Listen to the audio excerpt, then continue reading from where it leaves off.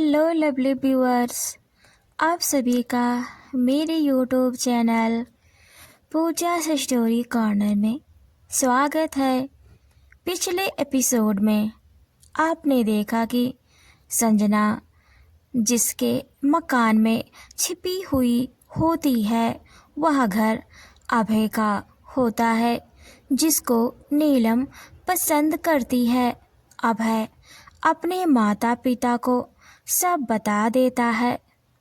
संजना को वह कैसे जानता है? नीलम संजना की माँ के आसपास ही रहती है। गायत्री की माँ को पता चल जाता है कि गायत्री ने ही रोहित को मारा है। उसे जेल में बंद करवाने की धमकी देती हैं, बट गायत्री खुद ही अपनी माँ का गला घोट देती है। कहानी में आगे बढ़ने से पहले एक ज़रूरी सूचना, अगर आप मेरे वीडियो पर पहली बार आए हैं तो आप मेरे इस यूट्यूब चैनल पूजा स्टोरी कॉर्नर को सब्सक्राइब, लाइक, कमेंट, शेयर ज़रूर करें ताकि आप इसके लास्ट पार्ट तक बने रहें। तो बढ़ते हैं बिना देरी किए अपनी novels cruel boss and cute innocent girl की ओर। तो नॉवेल में आगे सुनते हैं। संजना नीलम के घर जाती है और देखती है कि संजना की माँ घर में अब भी चुपचाप बैठी रहती हैं। उनकी आंखें खुली हुई होती है, लेकिन वह किसी को देखती भी नहीं है, बस आवाज़ें ही सुनती हैं। उन्हें बस संजना के आने का इंतज़ार है। नीलम उनके पास बैठकर उनका हाथ पकड़ लेती है और रोते हुए बोलती है, माँ, संजना मिल जाएगी, मैं वादा करती हूँ। मैं खुद उसे ढूंढ कर लाऊंगी। लेकिन संजना की माँ की आंखों में कोई हरकत नहीं होती है। संजना की माँ की हालत अब भी वैसे ही बनी हुई थी। वह पत्थर की मूरत बनी बस खिड़की की ओर ताक रही थी, जैसे उसकी बेटी अभी गेट से अंदर आएगी और कहेगी, माँ, मैं आ गई। संजना के पापा ने नीलम के पिता से कहा, भाई साहब, मुझे पुलिस के पास जाना होगा। मेरी बेटी का अपहरण हो सकता है। नीलम के पिता ने उन्हें रोका और कहा, पुलिस के पास गए तो रोहित वाला मामला भी खुलेगा, थोड़ा सब्र रखे। गायत्री अपने रूम की खिड़की से बाहर निकल जाती है और गेट के पास आती है। गायत्री अपने रूम में आए दिन छिप छिप के आती जाती रहती है। उसके रूम के खिड़की दोनों साइड से बंद होता है और खुलता भी है। वह नीलम के घर से उसी खिड़की से अपने रूम में आई दीवार फांद के, इसलिए उसे पता भी नहीं था कि उसकी माँ घर पर है या कहीं और है। जब वह खिड़की से आई थी तब वह अपने माँ के रूम में चुपके से गई थी कि कहीं माँ गुस्से में बैठी तो नहीं है, क्योंकि गायत्री ने बताया भी नहीं था कि वह नीलम के घर रहने के लिए जा रही है। बट जब वह अपनी माँ का रूप देखती है तो माँ अपने रूम में नहीं होती है। वह उनको हर जगह ढूंढती है, बट वो नहीं मिलती हैं। इसलिए वह अपने रूम में जाती है और मिरर के सामने हंसती है और उसी समय उसकी माँ घर वापस आ जाती है और सीधा गायत्री के रूम में ही जाती है, क्योंकि उनको गायत्री की चिंता हो रही थी कि गायत्री बिना उनके घर में अकेली होगी। उसने कुछ खाया होगा भी या नहीं। गायत्री का ऐसा भयावह रूप देखकर उसकी माँ हैरान हो जाती हैं कि गायत्री ऐसा नहीं कर सकती है। गायत्री को सज़ा दिलाने को ठान लेती हैं, क्योंकि वह अभी इतनी छोटी हैं। अगर इतनी उम्र में उसने ये कांड किया तो बड़ी होकर क्या ही करेगी। गायत्री को पता चल जाता है। जब वह नीचे उनसे मिलने आती है तो उनकी ही साड़ी के पल्लू से उनको जान से मार देती है। गायत्री अपने रूम की खिड़की से कूद जाती है। उसके बाहर जाने के लिए दीवार के बाहर की तरफ फिर से कूद जाती है। उसका प्लान साफ ही होता है कि अब उसको इसके आगे क्या करना है। वह गेट के पास जाती है और गेट के पास वॉचमैन से बोलती है, अंकल, माँ घर पर ही हैं या कहीं गई हैं?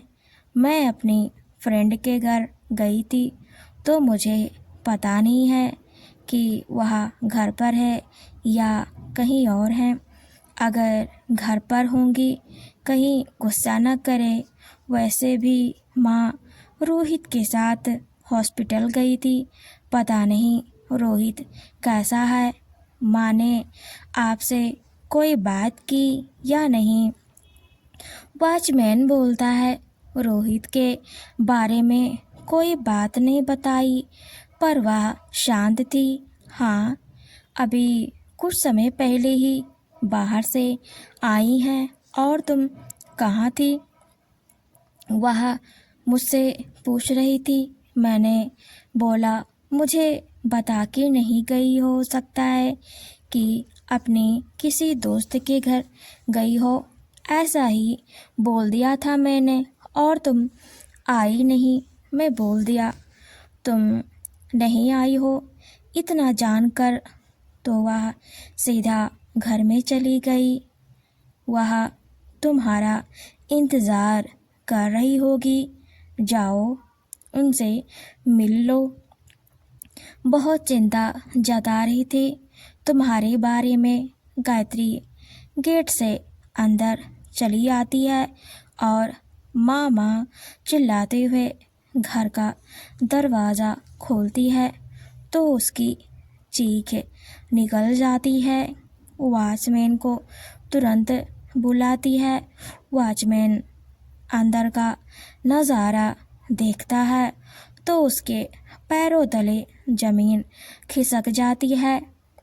देखता है कि मैडम खुद को फांसी लगा लिया है और उनकी लाश पंखे से झूल रही है। वॉचमैन देखता है कि गायत्री अपनी माँ की लाश के पैर पकड़कर रो रही होती है, तो वॉचमैन रोती हुई गायत्री को गले लगाता है और उसको लाश से दूर करता है और उसके आंसू पोंछता है।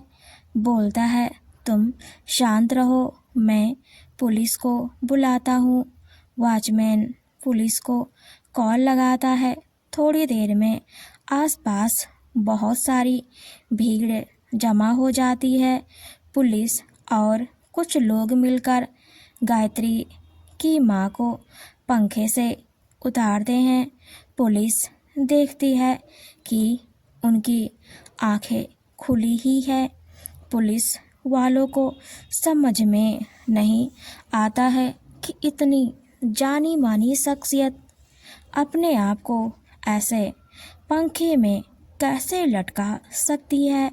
गायत्री को पुलिस वाले बोलते हैं, तुम चिंता ना करो, हम इसके तह तक जाएंगे। गायत्री उन सभी के सामने ठहाके लगा लगा के और भी ज़्यादा तेज से रोती है और कई बार बेहोश होने का नाटक भी करती है कि लोगों को लगे कि वह अपनी माँ का ऐसे चले जाने का बहुत ज़्यादा अफसोस कर रही हो, उसे सदमा लग गया हो, पर कोई उसके इस दोहरेपन को समझ नहीं पा रहा होता है। पुलिस गायत्री की माँ की लाश को एम्बुलेंस में रखकर हॉस्पिटल पोस्टमार्टम के लिए भिजवा देता है। उधर संजना जब नींद से जागती है तो वह अपने सामने उस लड़के को देखकर चौंक जाती है और बोलती है, सॉरी, मैं यहाँ गलती से आ गई। अभय बोलता है, कोई बात नहीं, मैं अभी बाहर गया था, मेरे घर के आसपास कुछ लोग घूम रहे हैं, मुझे समझ में आ गया है कि ये सब ज़रूर तुम्हारा पीछा कर रहे होंगे और तुम इनसे ही डरकर हमारे साथ यहाँ हमारे बिस्तर में लेट गई। तभी अचानक दरवाजे पर कोई दस्तक देता है और ज़ोर ज़ोर से दरवाज़ा पीटता है। अभय संजना को अनाज की बोरी में छिपने के लिए बोलता है और संजना बोलती है, सॉरी, मेरे पेट में दर्द हो रहा है, मैं बोरी में बैठ नहीं पाऊंगी ठीक से। अभय के माता पिता उसको कोने में ले जाकर उसके ऊपर सभी कपड़े उलट देते हैं और बोलते हैं, इन्हीं में छिपी रहो, ठीक है, जब तक हम तुमको कोई हाथ भी नहीं लगा सकता है। अभय दरवाज़ा खोलता है और जमाई लेने का नाटक करता है और बोलता है सामने वाले आदमी को देखकर, क्या हुआ अंकल, इतना क्या इमरजेंसी हो गया, दरवाज़ा ही उखाड़ देंगे क्या, वैसे भी कितना कमज़ोर है मेरे घर का दरवाज़ा, थोड़ा प्यार से पेश आ सकते हैं। वह आदमी उन्हीं बदमाशों का बॉस होता है और अभय से बोलता है, कुछ नहीं, बस मेरी बेटी नहीं मिल रही है, रात से पता नहीं कहाँ चली गई, कल रात से उसे ढूंढ रहा हूँ, अपने सभी दोस्तों के साथ अगर मिले तो बता देना कि तुम्हारे पिता तुमको ढूंढ रहे थे। इतना कहकर वह आदमी पास दरवाजे से थोड़ा दूर खड़ा हो रहा होता है और बोलता है, ज़रूर अंकल, बोल दूँगा, आखिर आप एक पिता हैं, बच्चे के ऐसे चले जाने का आपको बहुत ज़्यादा दुख हो रहा है, शायद मैं भी नहीं समझ सकता कि आप पर क्या बीत रही होगी। तभी पीछे से अभय के माता पिता भी आ जाते हैं, आंखें मांझते हुए, और दोनों अभय से पूछते हैं, कौन आया है बेटा। उन दोनों की आवाज़ सुनकर वह बॉस वहाँ से चला जाता है और अभय दरवाज़ा अच्छे से बंद कर देता है और खिड़की से उस आदमी को देखता रहता है जब तक वह आदमी वहाँ से चला नहीं जाता है। आपको मेरी नॉवेल कैसी लगी मुझे कमेंट में ज़रूर बताएं। आगे नॉवेल में हम देखेंगे कि क्या पुलिस को पता चल पाएगा कि गायत्री ही माँ के मरने के पीछे कोई और नहीं, खुद गायत्री ही है। अब क्या करेगा संजना को बचाने के लिए? क्या संजना के घर वापस लेकर आएगा? नीलम अब क्या करेगी? उसे पता चल पाएगा कि संजना बेकसूर है, यह सब जाल गायत्री ने ही फैलाया है। तो देखते हैं नेक्स्ट एपिसोड में। तो बने रहें पूजा's स्टोरी कॉर्नर में।